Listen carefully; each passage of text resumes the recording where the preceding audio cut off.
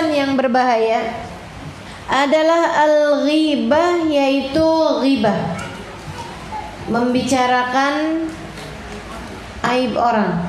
Wahya, apa itu ghibah?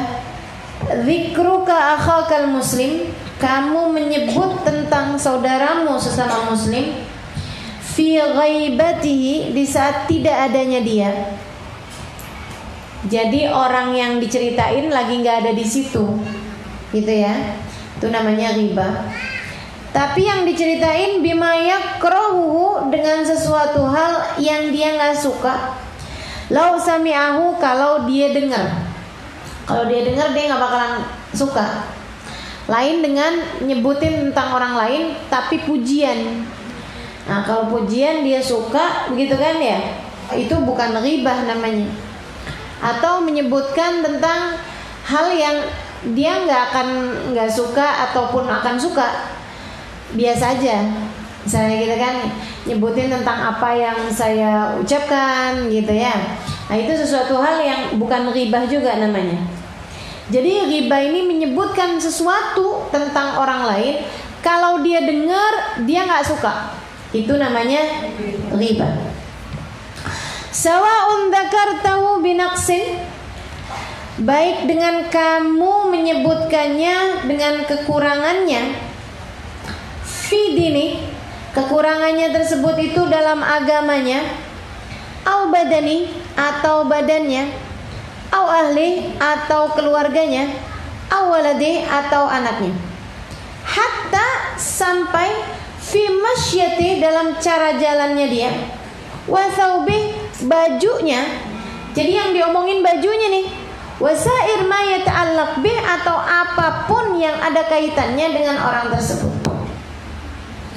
Sawa'un fi dzalika nutuq bil lisan, dan namanya ghibah ini baik diomongin dengan lisan, awil kitabah, yang sekarang banyak nih, nggak pakai lisan tapi ditulis ya, di media sosial atau di ya ditulis gitu. Ghibahnya di WhatsApp, WhatsAppnya WhatsApp grup pula. Wal kitabah, wal isyarah bil yad, bahkan sekedar ngasih isyarat dengan tangan, itu udah termasuk ghibah. Kadzalika qala al ulama, demikianlah apa yang disampaikan oleh al ulama rahimahumullah, semoga Allah merahmati mereka.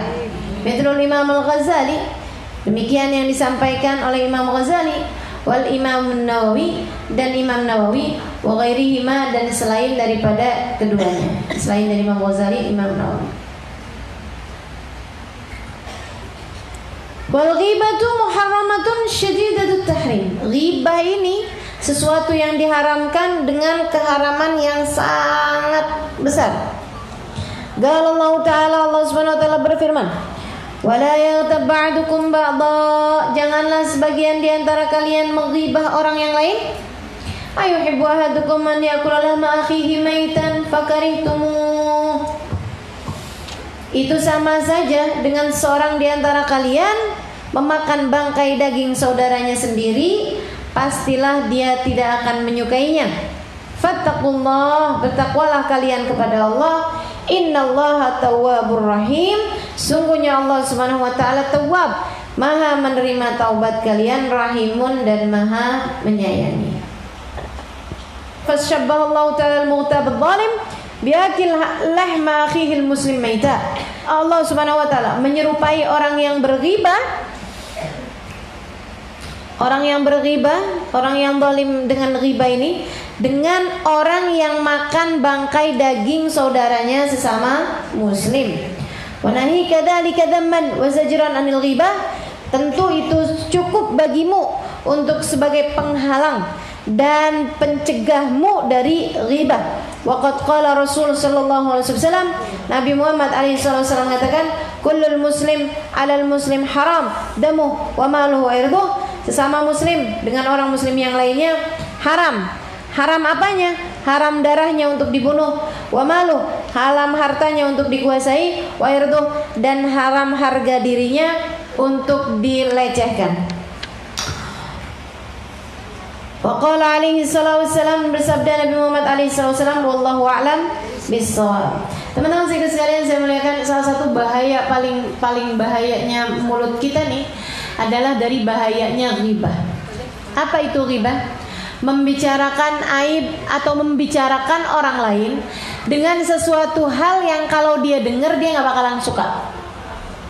Apa namanya?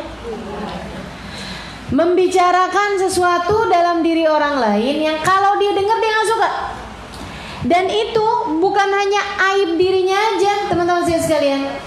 Bahkan bukan hanya aib, sekalian, tapi sesuatu hal yang sifatnya memalukan, sifatnya dia malu atau dia nggak suka kalau orang lain tahu, itu pun sudah termasuk dari ghibah kalau kita menyebutkannya. Mau itu aib ataupun yang bukan aib gimana gitu ya. Mohon maaf, keringatnya bau, misalnya gitu. Orang semua juga keringatnya bau, tapi kalau kemudian disebutkan, nah itu jadinya ghibah. Dia itu loh, senang sih kalau dengerin dia, tapi jangan deket-deket. Soalnya kalau deket-deketan mulutnya bau karbit. Jadi teman-teman sekalian, hal yang seperti itu loh, remeh gitu, tentang sesuatu pada diri orang lain, gitu kan ya? Itu udah merupakan ghibah, teman-teman sekalian. Bahkan misalnya nih, itu ya, ustazah itu tuh suka telat, misal gitu. Anggap iya sekalipun, tapi kalau orangnya denger dia nggak suka, termasuk ghibah, teman-teman sekalian. Gitu. Hal yang benar sekalipun, kalau misalnya dia kalau dengar nggak suka, gitu kan ya, dia akan mengadakan pembelaan diri misalnya, atau nggak gitu juga kok saya, berarti kan nggak suka, iya kan? Kalau kamu diomongin kayak begitu, bakalan jawabnya nggak gitu juga saya, misalnya kayak gitu, berarti sesuatu hal tersebut orang nggak suka kalau diomongin kayak begitu. Nah itu maka jangan kita ngomongin orang lain dengan hal yang seperti itu. Sok cakep. Ghibah apa bukan? Walaupun cakep beneran, bener ya? Karena cakep sama sok cakep itu beda. Gitu teman-teman sekalian. Sok miskin.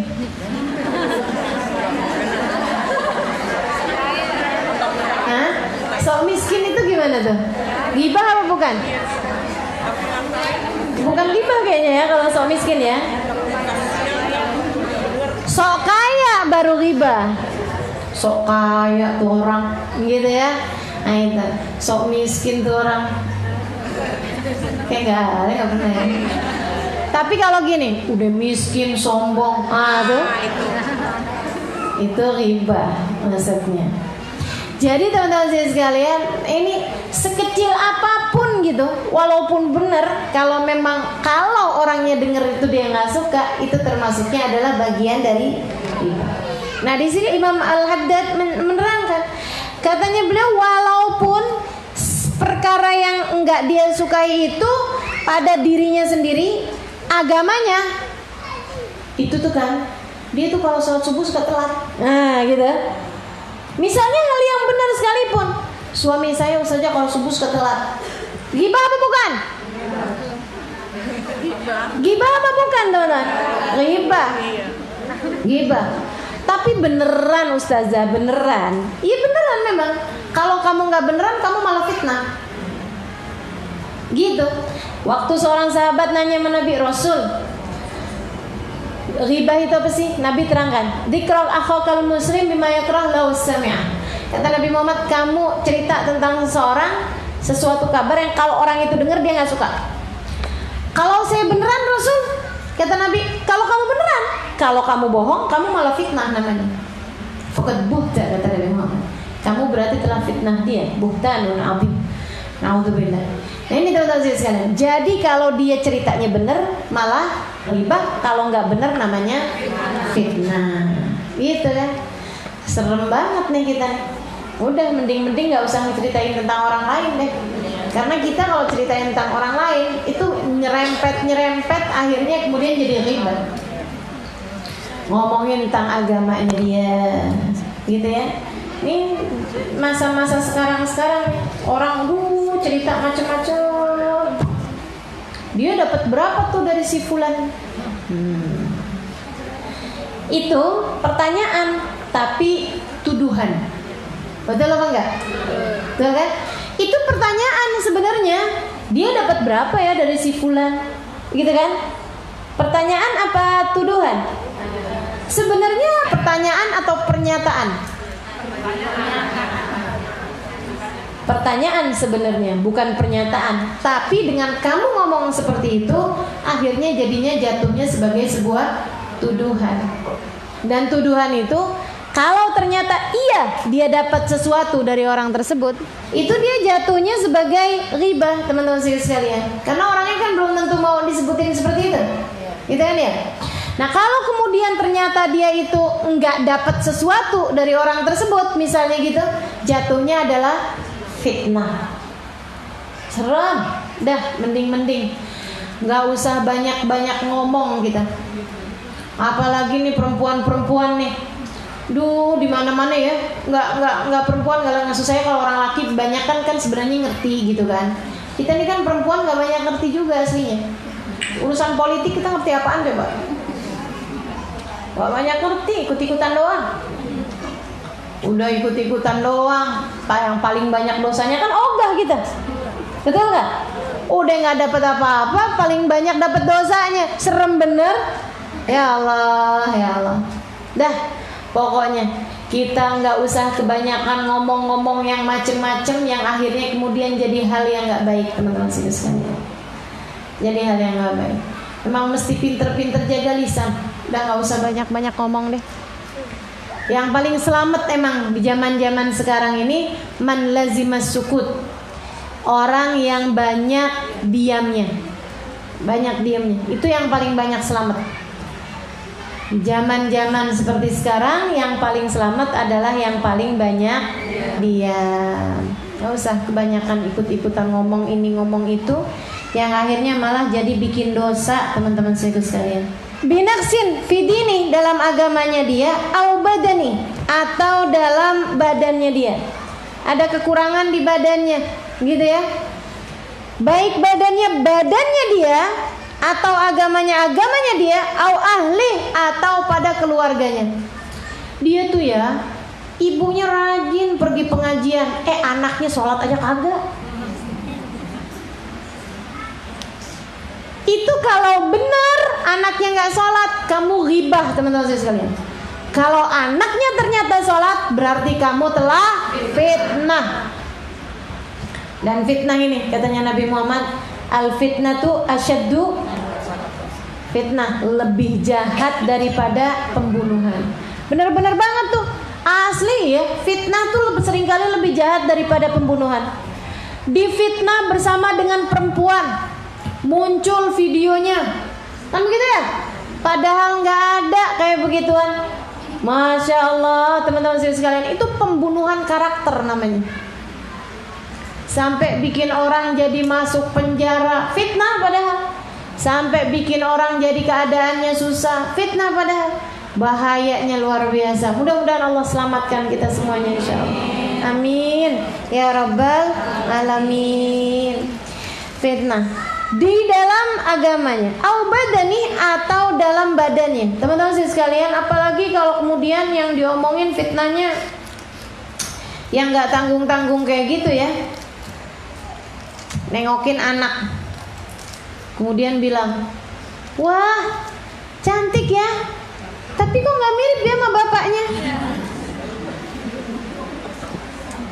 Kalau saya perhatiin, ini mirip banget loh mantan kamu zaman SMA. Ingat gak masih itu? Gitu kan?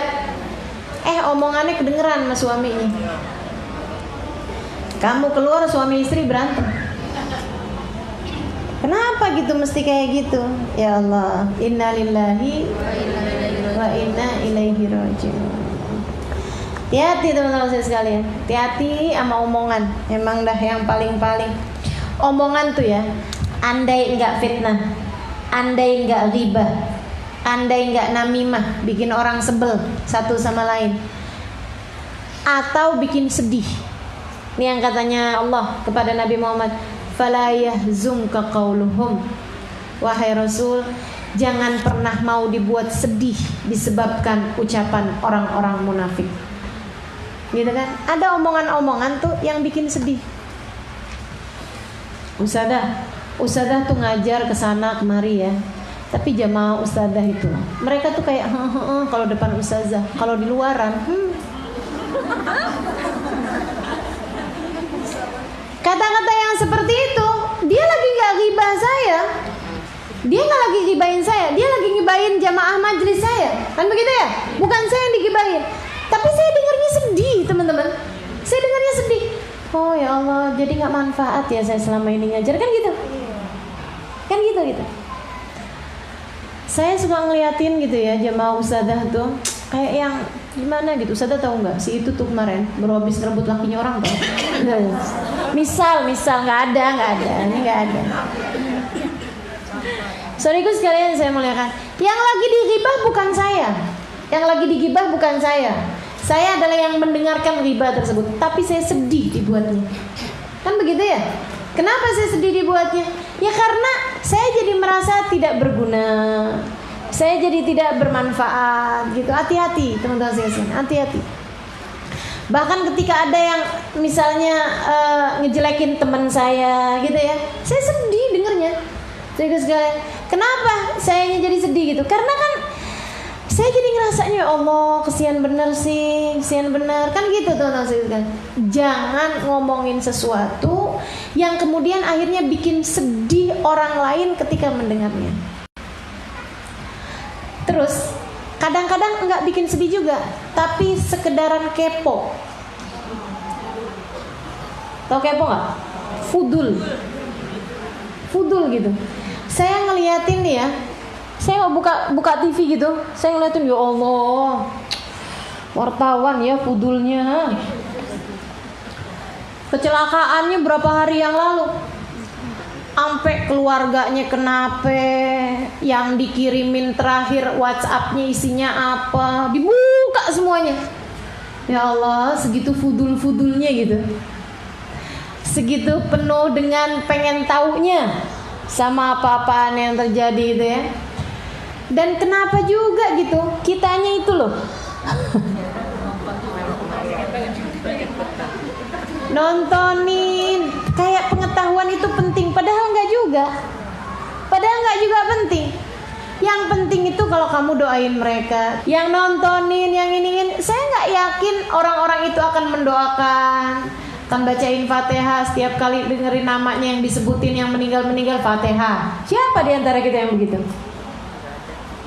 Ya Allah, sedih kan jadinya. Cuman kepo doang gitu, pengen tahu doang. Dan itu banyak teman-teman sekalian yang kayak gitu. Minimalnya nih ucapan kita nih ya, minimalnya. Ada orang nggak makan, lagi di lingkungan yang lagi pada makan. Kita tanya kemudian, kok nggak makan? Iya nggak, makasih. Kita nanya kemudian, puasa ya? Dia sebenarnya lagi nggak kepengen puasa sunnahnya diketahui orang. Dia ikhlas, dia nggak kepengen puasanya diketahui orang. Tapi dengan kamu nanya, nih mulut nih, iseng sebenarnya, kepo. Dia puasa, dia nggak puasa, apa perlumu sebenarnya? Betul apa enggak?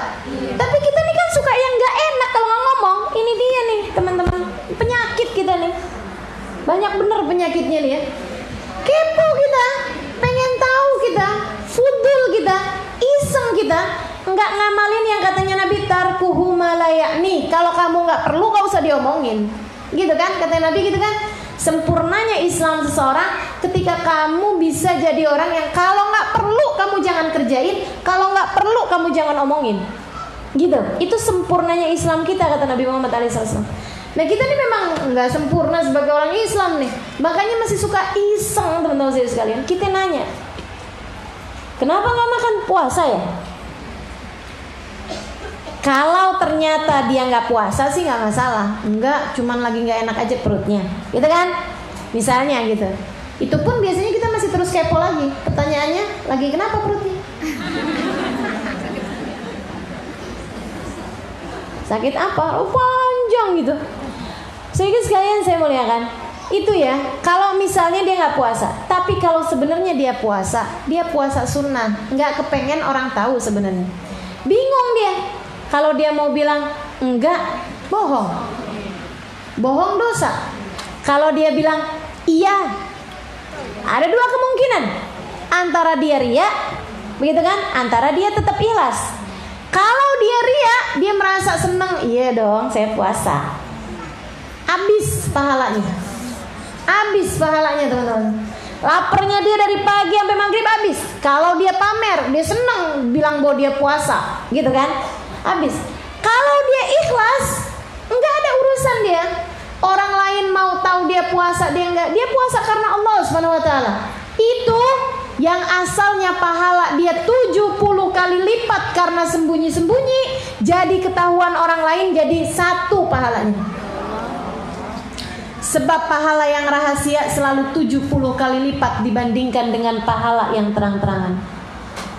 Amal ibadah itu kalau disembunyikan 70 kali lipat daripada yang terang-terangan. Dan siapa yang bikin pahalanya dia dari 70 merosot jadi 1? Kamu itu, isengmu itu, kepomu itu, fudulmu itu. Jahat benar jadi orang. Coba tuh lihatin betapa sangat pentingnya bagi kita untuk diam. Kalau nggak perlu jangan ngomong.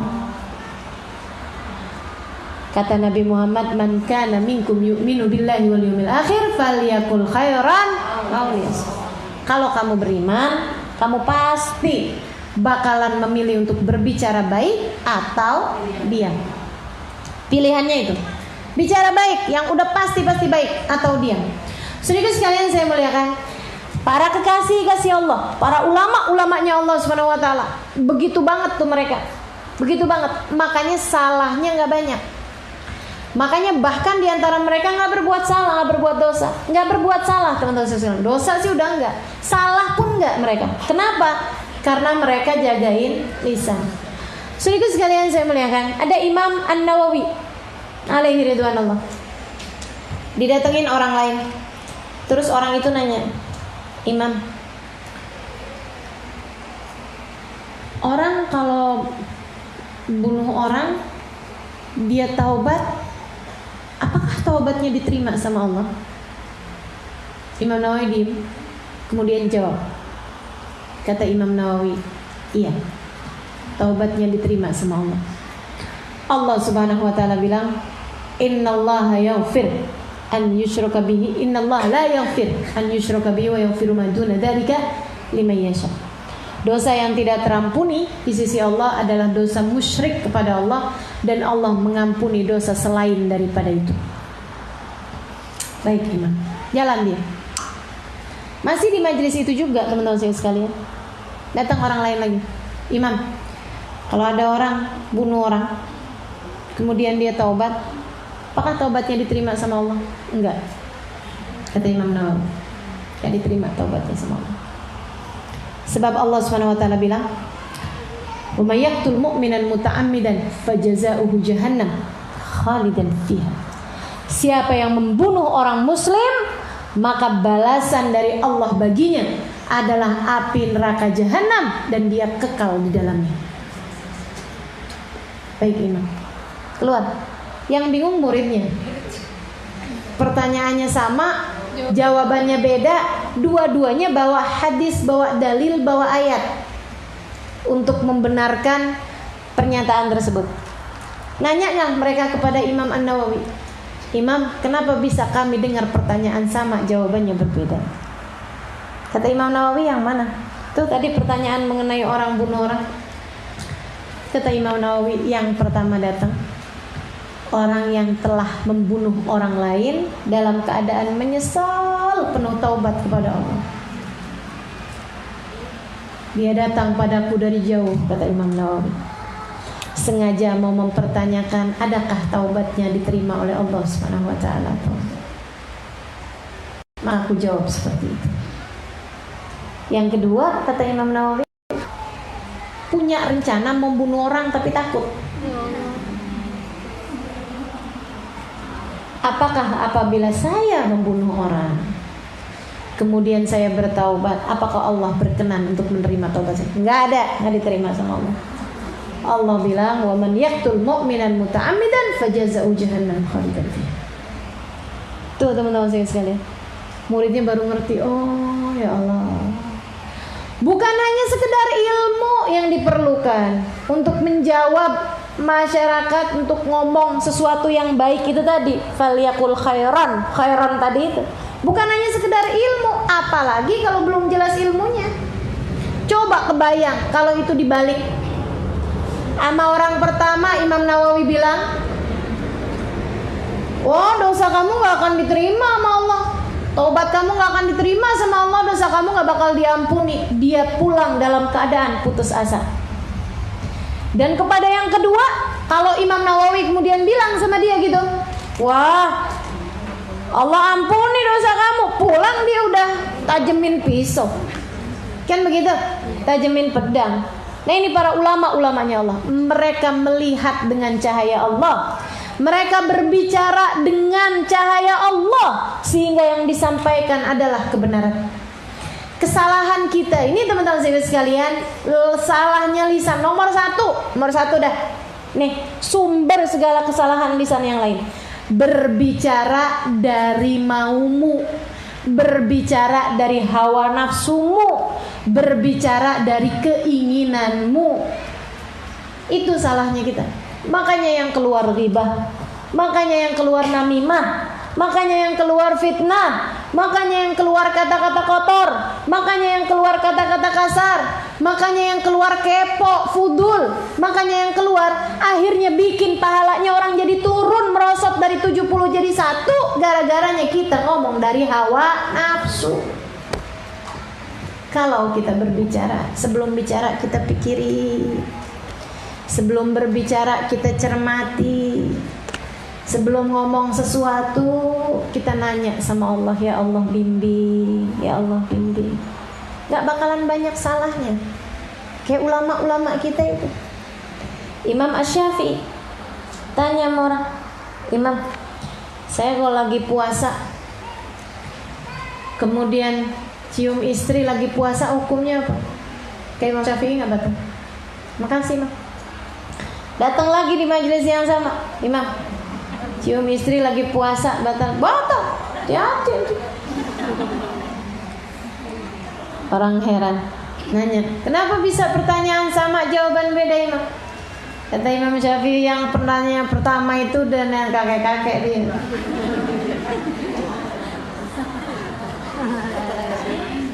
Dia kalaupun mencium istrinya hanyalah kasih sayang, dia nggak batal puasa. Yang pertama tuh pengantin baru, yang kedua pengantin baru tuh yang mana? Bahaya. Kalau bilang bahwa nggak batal, waduh bisa kemana-mana.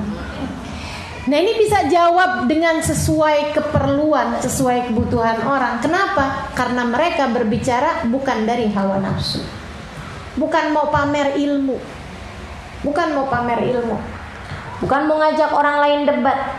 Nggak ada urusannya dia. Dia berbicara karena Allah, sehingga Allah karuniakan kepada lisan-lisan mereka cahaya, memandu mereka di atas muka bumi ini, karenanya nggak banyak salahnya. Kita yang belum menjadi lisannya Allah, katanya Rumi, Jalaluddin Rumi, jika kamu bukan lisan Tuhan, maka jadilah telinga. Ngerti nggak nih? Kalau udah saya terangin tadi, insya Allah ngerti ya. Kalau kamu bukan lisan Tuhan, jadilah telinga. Kalau kamu bukan lisannya Allah, maka jadilah telinga. Kalau kamu belum bisa berbicara apa yang Allah inginkan untuk disampaikan, maka lebih baik dengarkan, enggak usah ikut-ikutan bicara. Gitu teman-teman sekalian. Ada orang nanya ini hukumnya gini kan ya? Gak ngerti saya. Nanya aja sama yang lebih ahli. Kan begitu? Banyak banget loh teman-teman sekalian. Ustazah, saya nih loh ustazah, men saya begini. Gimana nih ustazah? Oh berarti kamu sekarang harus sholat. Oh sholat ustazah, saya udah nanya kemarin ustazah katanya gak usah sholat saya. Nanyanya sama siapa? Mesin nih, katanya dia ngaji sama ustazah. Iya. Kalau gak ngerti, gak usah ngomong. Akhirnya kan jadi salah-salah orang. Kayak yang terjadi di zaman Nabi. Ada orang lagi sakit, nanya sama temennya. Dia bilang, saya ini lagi sakit nih, saya nggak bisa mandi, tapi saya wajib mandi. Saya mesti gimana? Kata temennya gini, kemarinan ada yang nanya sama Nabi, dia nggak bisa wudhu. Sama Nabi disuruh kemudian tayamum. Sekarang kamu nggak bisa mandi, kalau gitu kamu guling-guling aja di tanah, guling-guling di padang pasir. Oh gitu ya, guling-guling di padang pasir, mati. Nyampe beritanya sama Nabi. Kata Nabi Muhammad, kesian. Dia mati dibunuh oleh kebodohannya. Ini dibunuh sama kebodohannya, dan yang lebih kesel lagi dibunuh sama kebodohan temennya. Dan begitu? Bukan kebodohannya dia, bahkan karena dia merasa dirinya bodoh, dia nanya sama yang dipikirnya lebih pintar, kan itu ya. Tapi ternyata dia dibunuh sama kebodohan temennya. Nah, kamu jangan jadi salah satunya. Kamu kalau nggak ngerti, nanya sama yang emang bener-beneran ngerti. Kita mau urusan sakit aja nggak mau sembarangan orang kita tanya. Kita nanya sama dokter, kan begitu ya.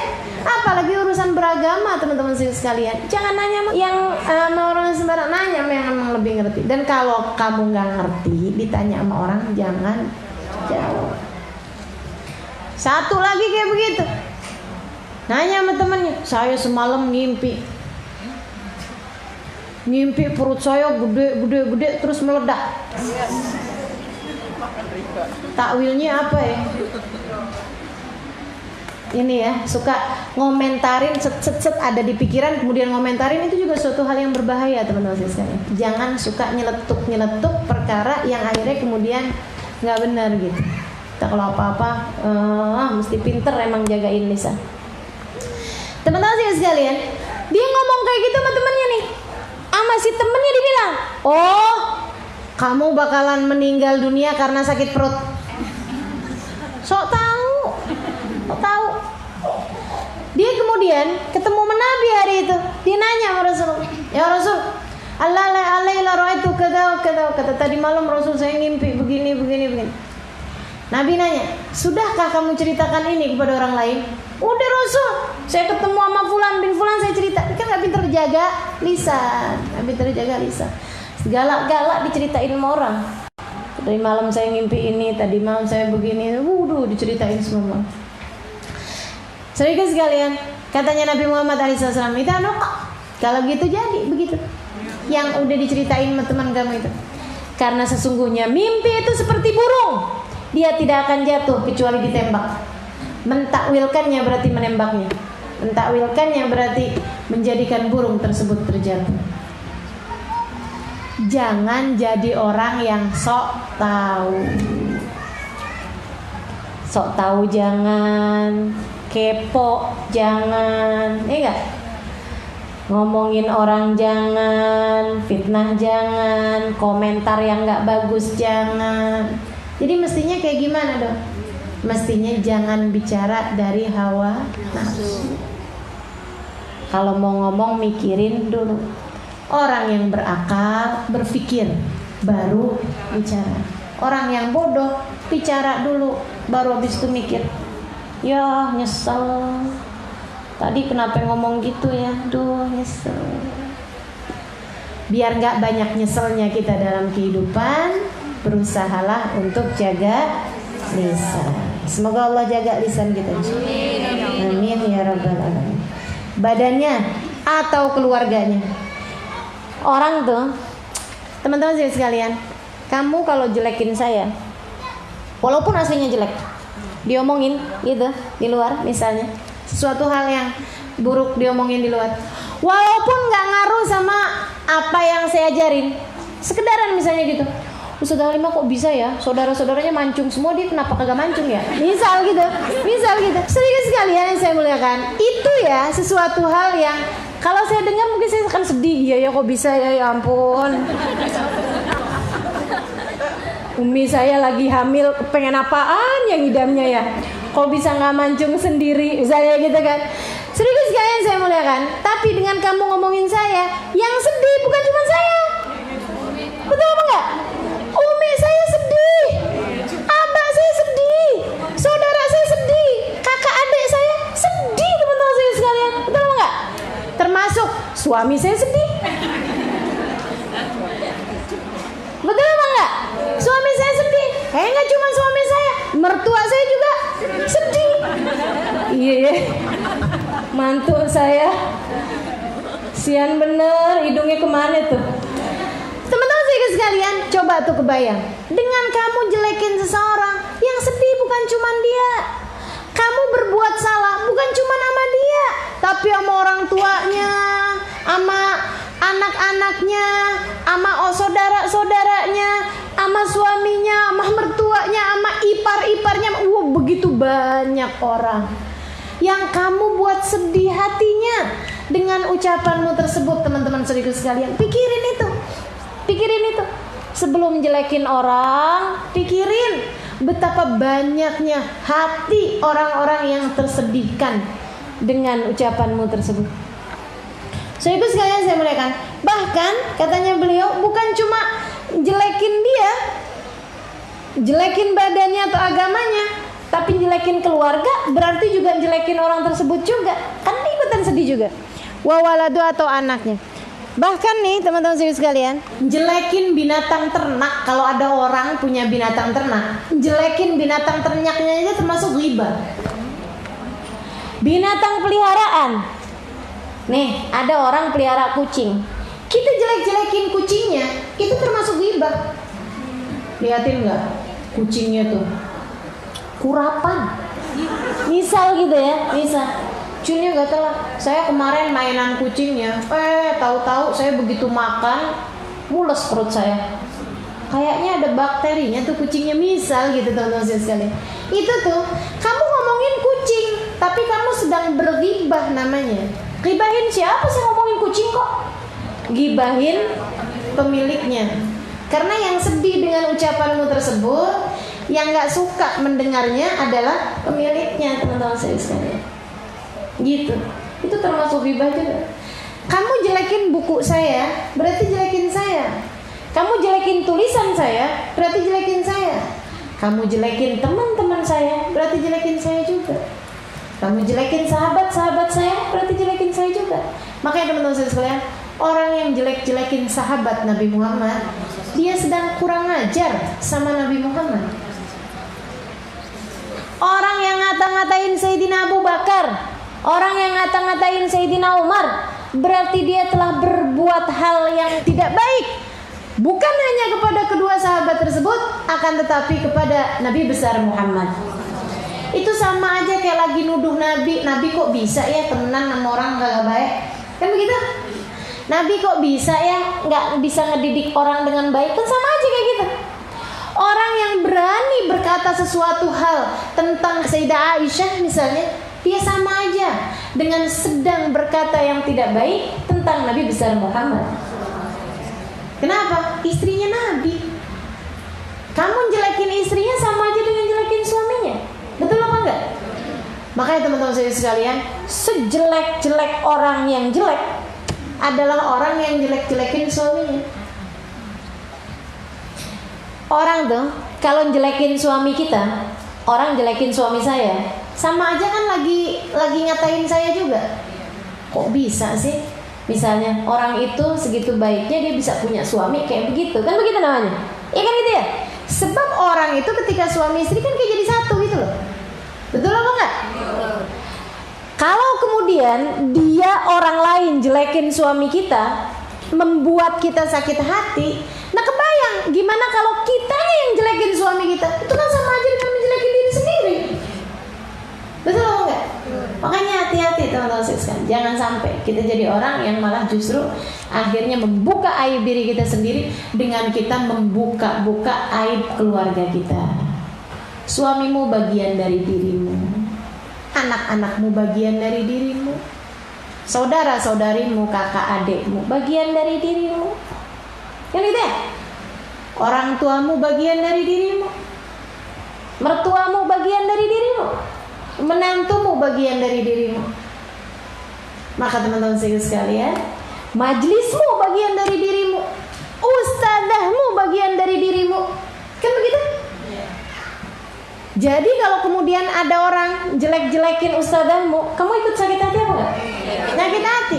Gimana kalau kamu yang menjelek-jelekan ustadzahmu? Kayak apa tuh namanya? Sama aja dengan menjelek-jelekan diri sendiri. Ya Allah, mudah-mudahan Allah SWT karuniakan penjagaan di lisan kita, bikin kita jadi ngerti mana yang mesti diomongin, mana yang mestinya diam, paham berbicara di waktu yang paling tepat kepada orang yang paling tepat, tahu kapan harus bicara, kapan harus diam, gitu ya. Kalau nggak perlu-perlu nggak usah ngomong. Teman-teman sekalian saya muliakan, dan itu adabnya Nabi Muhammad alaihissalam. Nabi itu, saya pelajarin apa aja tentang Nabi, baca apa aja tentang Nabi, ya Allah, tambah-tambah kagumnya, tambah-tambah cintanya, tambah-tambah sayangnya. Nabi itu orang yang paling pinter jagain lisan. Beliau tahu kapan bicara pada waktu yang paling tepat kepada orang yang paling tepat. Nggak pernah ada ceritanya Nabi Muhammad ngomongin orang. Bahkan kalau beliau harus tegur orang, itu bahasanya Nabi mabalu aqwam gitu. Kenapa ya? Ada orang-orang yang berbuat begini begitu. Beliau nggak pernah nunjuk orang. Beliau nggak pernah sebut nama satu orang. Nggak ada Nabi Muhammad alaihissalam. Nabi hanya akan bilang kenapa ada orang yang begini gitu. Nggak pernah disebut nama seseorang.